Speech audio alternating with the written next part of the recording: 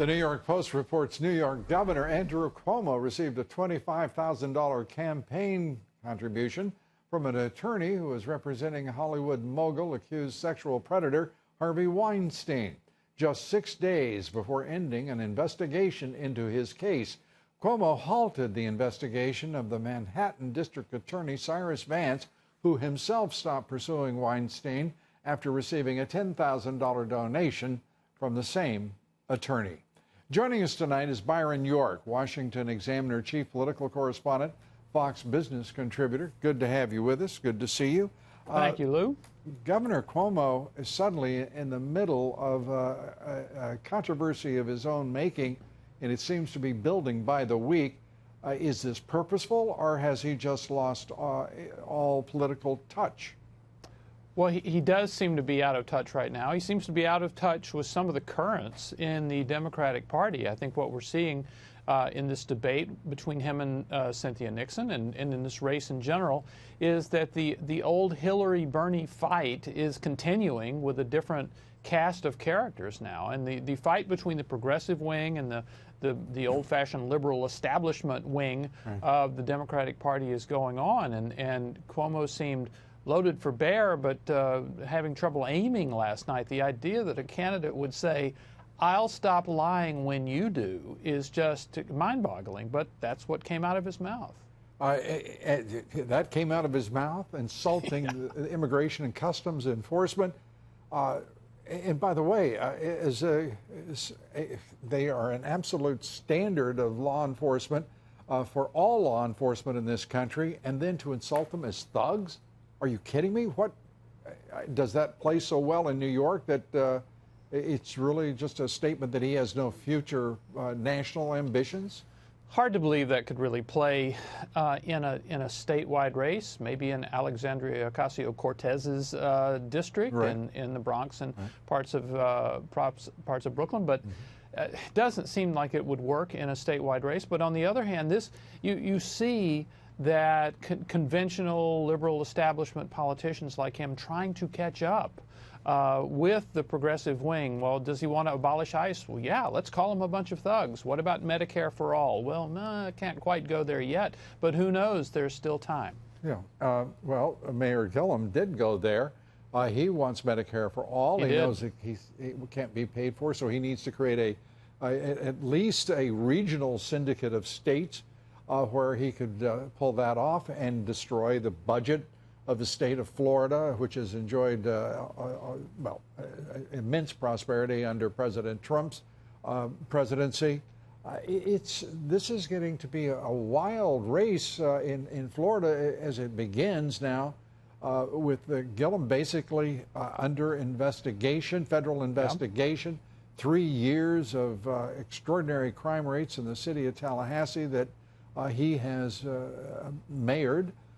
This is looking like a clash between the left, the far left, and the Democratic Party itself before we even get to the Republican Trump era. Well, a lot of us were paying perhaps more attention to the Republican race, where we really did see the power of Donald Trump with Republican voters.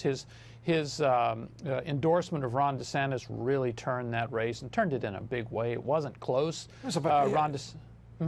Adam Putnam had, I think it was a 25-point lead at one point. The president stepped in and turned it all upside down for the establishment, GOP, and the Koch brothers, and Wall Street, and the Business Roundtable and the Chamber of Commerce. There's no doubt. Which is stronger, establishment GOP, represented by those entities, or Donald Trump? Right now, the answer is convincingly Donald Trump.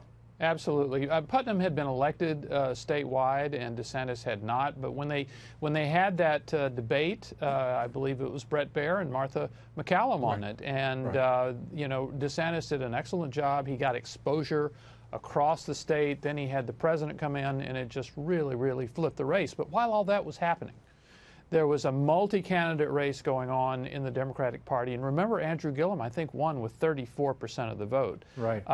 And so he was I up think against, what was it, 5 other candidates who are yes. all basically establishment Democrats. One of whom was named Graham, Gwen Graham, who's the daughter of Senator and former Governor Bob Graham. So you had this establishment thing going again, and everybody was really, really surprised when Andrew Gillum came out on top. So, you know, as we look at what's happening in the Democratic Party in Arizona, we watched Arizona, Oklahoma with this gubernatorial runoff. This is starting to be one of the most interesting, if not the most interesting, already midterm elections that we've seen since certainly 2010. Absolutely. Arizona being a really, really critical race because if Democrats were to capture the House, and that's a real possibility, for Republicans, the Senate becomes everything.